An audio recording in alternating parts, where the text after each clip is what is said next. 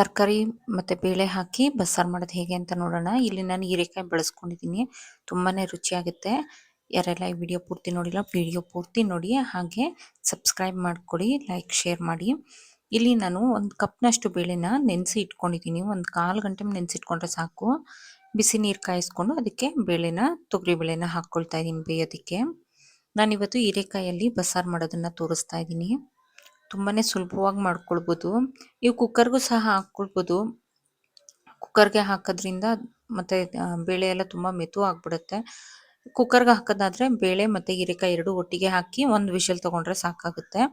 ನಾನಿಲ್ಲಿ ಪಾತ್ರೆಲೆ ಮಾಡ್ತಾಯಿದ್ದೀನಿ. ಇಲ್ಲಿ ಇದಕ್ಕೆ ಎಣ್ಣೆ ಸ್ವಲ್ಪ ಹಾಕ್ಕೊಳ್ಳೋಣ. ಒಂದು ಅರ್ಧ ಸ್ಪೂನಷ್ಟು ಎಣ್ಣೆ ಹಾಕಿದ್ರೆ ಸಾಕು.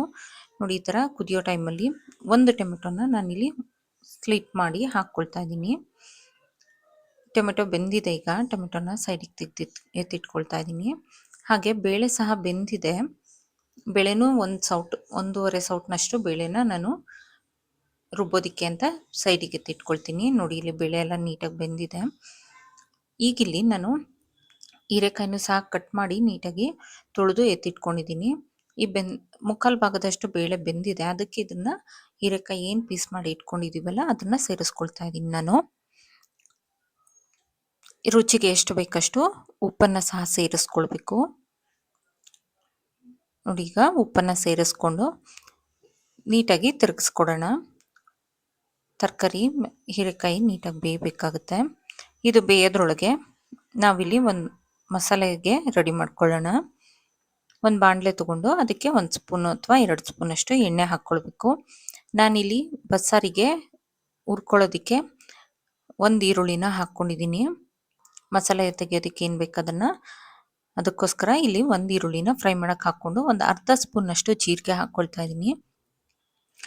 ಇದನ್ನೆಲ್ಲ ಹುರಿದು ಮಾಡೋದ್ರಿಂದ ತುಂಬಾ ರುಚಿಯಾಗಿರುತ್ತೆ. ನಾನು ಈ ಹಿಂದೆ ಕೂಡ ಬಸ್ಸಾರು ನಮ್ಮ ಹಳ್ಳಿ ಸ್ಟೈಲಲ್ಲಿ ಹೇಗೆ ಈರುಳ್ಳಿನ ಬೆಳ್ಳುಳ್ಳಿನೆಲ್ಲ ಸುಟ್ಟು ಮಾಡ್ತಾಯಿದ್ರು ಅದು ಸಹ ವಿಡಿಯೋ ಹಾಕಿದ್ದೀನಿ. ಲಿಂಕ್ ಡಿಸ್ಕ್ರಿಪ್ಷನಲ್ಲಿರುತ್ತೆ, ಚೆಕ್ ಮಾಡಿ. ಒಂದು 1/4 ಸ್ಪೂನಷ್ಟು ಮೆಣಸು, ಹಾಗೆ ಖಾರದ ಮೆಣಸಿನ್ಕಾಯಿ 2 ಹಾಕ್ಕೊಂಡಿದ್ದೀನಿ. ಸ್ವಲ್ಪ ಬೆಳ್ಳುಳ್ಳಿ, ಒಂದು 6ರಿಂದ 7 ಎಸ್ಲು ಬೆಳ್ಳುಳ್ಳಿ, ಇದಿಷ್ಟನ್ನು ಹಾಕಿ ಫ್ರೈ ಮಾಡ್ಕೊಳ್ಳೋಣ.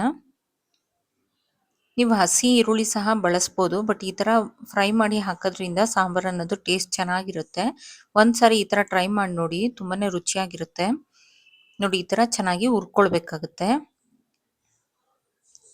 ಮೊದಲೆಲ್ಲ ಒಲೆಯಲ್ಲಿ ಅಡುಗೆ ಮಾಡಬೇಕಾದ್ರೆ ಈರುಳ್ಳಿನ ಒಲೆಯಲ್ಲಿ ಸುಟ್ಟು ಸಹ ಮಾಡ್ತಿದ್ರು. ಅದು ರುಚಿ ಚೆನ್ನಾಗಿರುತ್ತೆ ಅದು ಸಹ.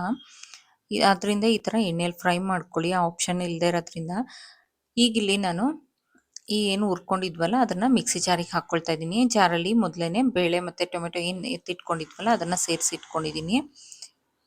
ಈಗ ಇದಕ್ಕೆ ನಾನು ಕಾಯಿ ತುರಿನ ಸಹ ಸೇರಿಸ್ಕೊಳ್ತಾ ಇದ್ದೀನಿ. ಒಂದು 2 ಸ್ಪೂನಷ್ಟು ಕಾಯಿ ತುರಿ ಸಾಕಾಗುತ್ತೆ. ನಾನಿಲ್ಲಿ ಒಂದು 4 ಜನಕ್ಕೆ ಅಥವಾ 5 ಜನಕ್ಕಾಗಷ್ಟು ಸಾಂಬಾರು ಮಾಡ್ತಿದ್ದೀನಿ. ಇಲ್ಲಿ 1 ಸ್ಪೂನಷ್ಟು ಸಾಂಬಾರು ಪೌಡರು ಸೇರಿಸ್ಕೊಂಡಿದ್ದೀನಿ ನಾನು.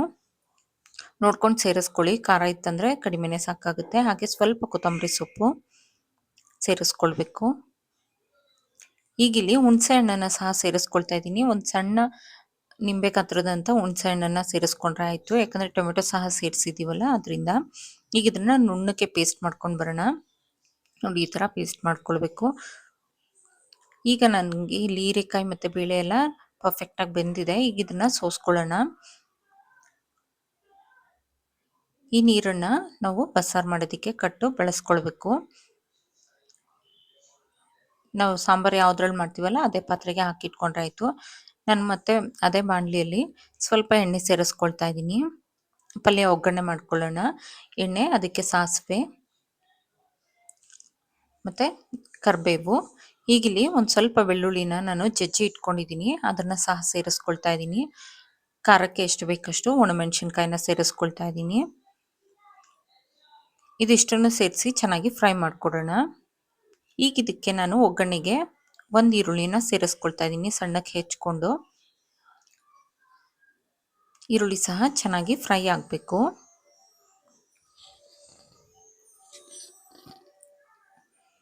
ಈರುಳ್ಳಿನ ಚೆನ್ನಾಗಿ ಫ್ರೈ ಮಾಡಿಕೊಂಡು ಸೇರಿಸ್ಕೊಳ್ಳೋಣ.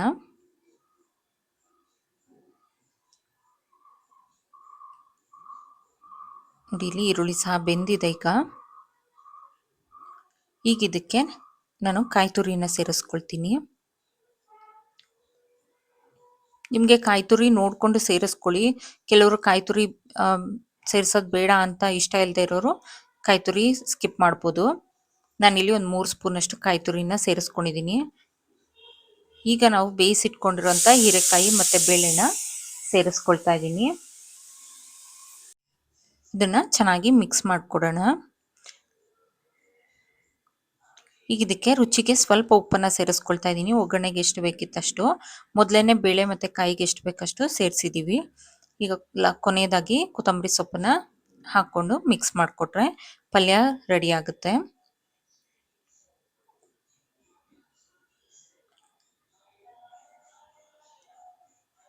ಹೀರೆಕಾಯಿ ಮತ್ತು ಬೇಳೆ ಬಸ್ಸಾರು ತುಂಬಾ ರುಚಿಯಾಗಿರುತ್ತೆ. ಟ್ರೈ ಮಾಡಿ ನೋಡಿ.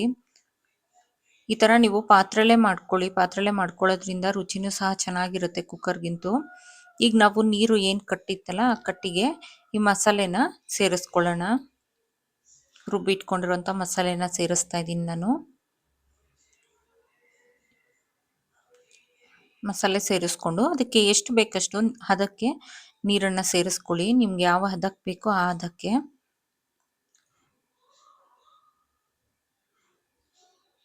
ಮಸಾಲೆ ನೀಟಾಗಿ ಮಿಕ್ಸ್ ಮಾಡಿಕೊಡ್ಬೇಕು. ಈಗ ನಾನು ಸಾಂಬಾರ್ ಕನ್ಸಿಸ್ಟೆನ್ಸಿ ನೋಡಿಕೊಂಡು ನೀರನ್ನು ಹೆಚ್ಚಿಸ್ಕೊಳ್ತಾ ಇದ್ದೀನಿ.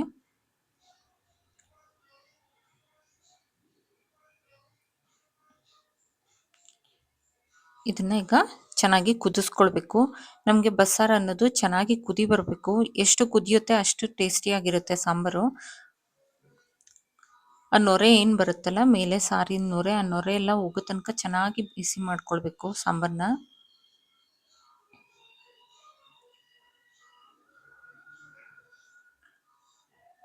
ನೋಡಿ ಈ ನೊರೆ ಏನಿರುತ್ತಲ್ಲ ಅದು ಕಡಿಮೆ ಆಗಬೇಕು. ಆ ಥರ ಚೆನ್ನಾಗಿ ಬಿಸಿ ಮಾಡ್ಕೊಳ್ಬೇಕು ಸಾಂಬಾರನ್ನ. ಇಲ್ಲಿ ನೀವು ಜೋರು ಉರಿಯಲ್ಲಿ ಕುದಿಸ್ಕೊಳ್ಬಾರ್ದು, ಸಣ್ಣ ಉರಿಯಲ್ಲೇ ಕುದಿಸ್ಕೊಳ್ಬೇಕು. ಇಲ್ಲ ಅಂತಂದರೆ ಉಕ್ಕೋಗುತ್ತೆ. ಇದಕ್ಕೀಗ ಒಗ್ಗರಣೆ ಹಾಕ್ಕೊಂಡಿದ್ದೀನಿ ನಾನು. ಎಣ್ಣೆಗೆ ಸಾಸಿವೆ, ಕರಿಬೇವು ಮತ್ತು 2 ಒಣಮೆಣಸಿನ್ಕಾಯಿನ ಒಗ್ಗರಣೆ ಮಾಡಿ ಇಟ್ಕೊಂಡಿದ್ದೀನಿ.